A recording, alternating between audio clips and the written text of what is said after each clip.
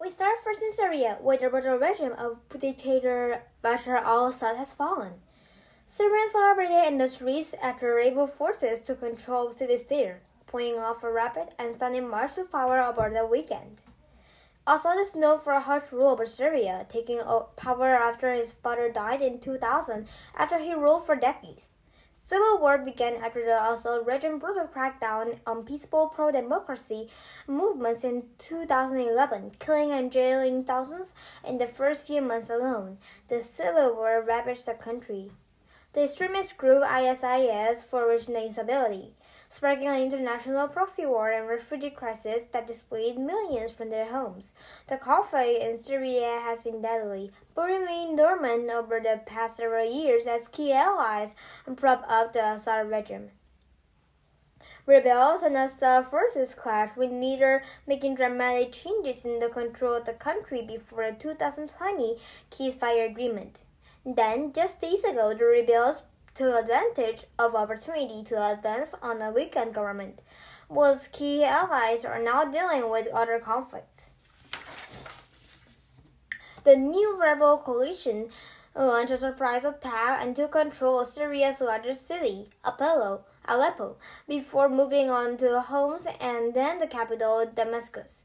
CNN's Nick Robertson shows us how the political circumstance led to the momentous events happening now in Syria and where its former dictator has fled.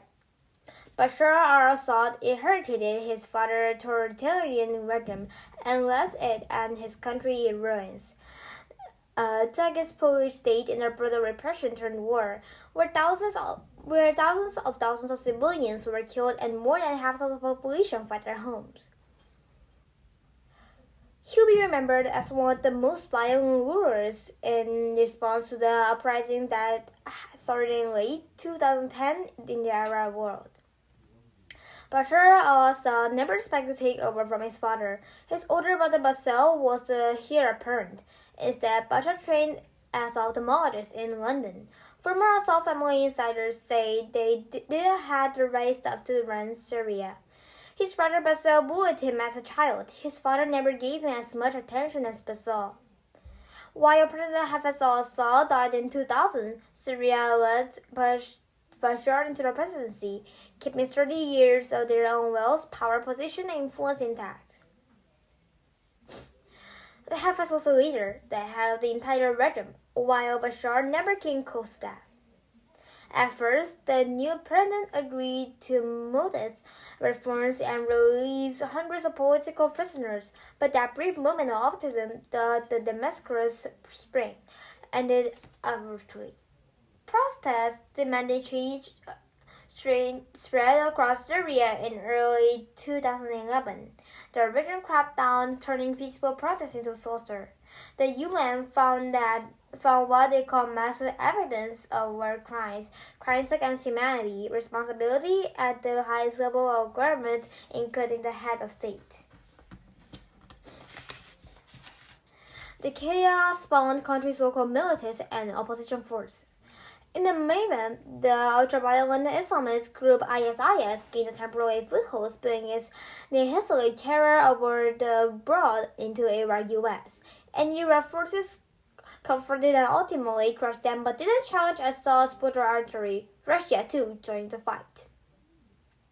Assad and his allies, Hezbollah from Lebanon and Iran military, were losing ground, committing more forces than any other country with barbaric, internationally commanded ground and air assaults.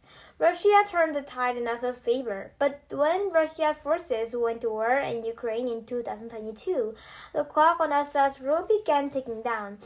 By late 2024, his other main allies, Iran and Hezbollah, were bullied by over a year-long war with Israel.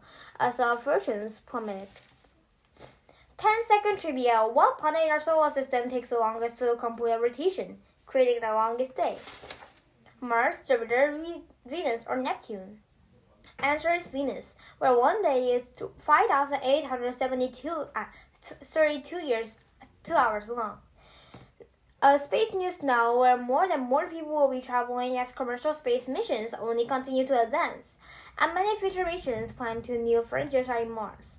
Scientists are focusing their research on the effects of space on human biology, and especially on how it ages on the human body.